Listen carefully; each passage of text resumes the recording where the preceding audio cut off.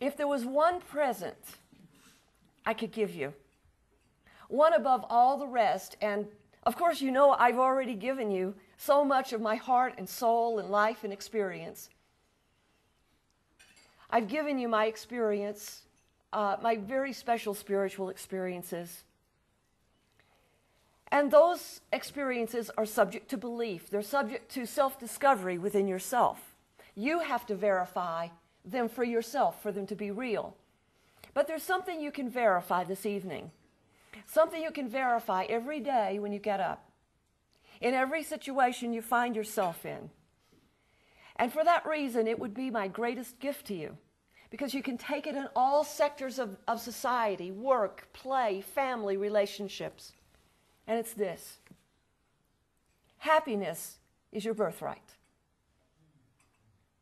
It is your birthright.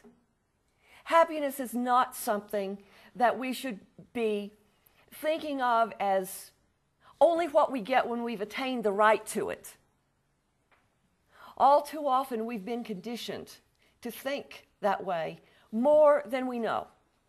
More than we know. Do you have any idea what a wealth of inspiration and joy lives inside you? Are there ever days when it's welling up with such a passion you just don't even know where to express it? Honor those moments, because those are the moments that are telling you that this didn't come from anywhere else. It's your capacity innately to be happy. You probably don't realize how much success you're capable of, because you're holding back on your natural birthright to happiness. That happiness contains within it the seed of all your creativity, all your dreams, all the great things you'll ever do. It actually comes from your happiness. Your happiness is not a result of the great things you do.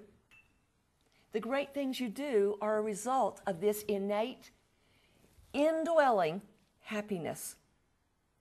The first time I ever came to grips with this was, I really truly knew it. Not just as a feeling, but as a feeling knowing itself so well I could say it to another. And I'll tell you how it happened. I was at a special retreat center, and this was about 20 years ago. It was before I was doing this work, but since I've been in spiritual work, spiritual study for a long time. And I was at a special retreat center, and someone had just brought a newborn infant. And the infant was in a stroller. The mother asked me to watch her baby for just a few minutes while she went inside to get a refreshment of some kind. And I sat there on the patio, looking in the eyes of this child. Do you know the way it is with a newborn infant, where the eyes are still liquid light? They shimmer. They're not even set. The focus isn't fully there. And it's partly because they're pools of pure crystal light. This child's eyes were so bright, it was almost as if a headlight from heaven was shining at me. And I could see the soul surrounding this person. Not even fully embodied yet. The soul was there. And this little infant was lying inside the light of the being that was present. This child had never known unhappiness. And I looked at this child, and I know that we were communicating to each other. And the words came up from me to say, happiness is your birthright. No matter what anyone ever tells you, what you feel right now is who you are. There will be a lot of things that happen to you in your life that might cause you to forget what you're feeling right now, how special you are, how close to God you still are. There may be things that happen that cause you to feel maybe not loved, but I want you to know that somebody sees you right now and is telling you how perfect you are. You are perfect in love, in happiness, and in joy. Please always know that about yourself. And I would give you that same gift tonight. As I look around the room, I see your sparkling eyes, your hopes, your smiles, I see your heart laid bare. I see the calling that's brought us together. And that is to bring more happiness into the world, to bring more love, to bring more aliveness, more healing, to remind us not only within ourselves personally that happiness is our birthright, but it's our birthright as a community. It's our birthright to join in happiness, to play. If I could spend this evening doing the most wonderful thing, it would be playing with you. It would be singing, telling jokes, lifting the energy to the point that the roof would come off. We, as adults, forget how delightful, how delicious, how exhilarating that feeling is. It happens,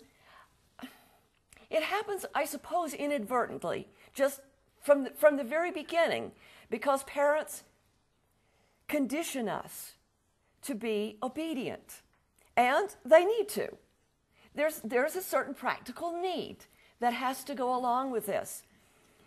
I wish there was a way that obedience could be instilled, and respect, and a knowledge of reality and consequences, without making one of those consequences unhappiness.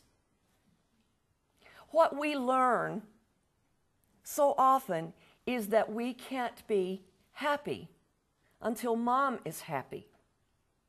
Or we can't be happy until the teacher is happy. Or the principal or the school. When they're happy, we can be happy. And we grow up believing that there's a risk in revealing our happiness to other people, because we might be asked, well, what have you done to deserve that happiness?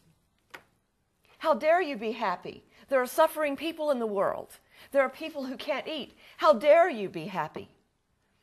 Well, my gift to you this evening is that all the people in the world are fed because someone was happy. Someone was happy enough to be willing to go to work, willing to grow the food, willing to create the garments, happy enough to form a society of cooperative, creative people. It's because people are happy that great things happen. It is from your happiness that you find your desire to share and to give to others.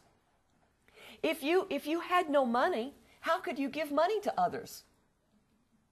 Think about that. If you have no happiness, how can you give it to others?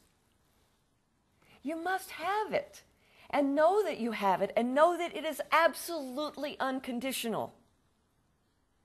Happiness is not something that we should be licensed to feel. It is not something that should be metered out with permission to give, only to those who've earned the right to receive it. The men and women who suffer in life are suffering primarily because they do not know that happiness is a choice. It's not a result of anything other than your native state as love. Love is who you are, not just what you do. You were created in love, as love. And when you know that, nothing can stop your happiness except your own reluctance to choose it. Even if there are conditioning forces in the world. Well, so what? We know they're there. We can rise above them. We can teach them. Eventually, we will have to teach. Eventually we will need to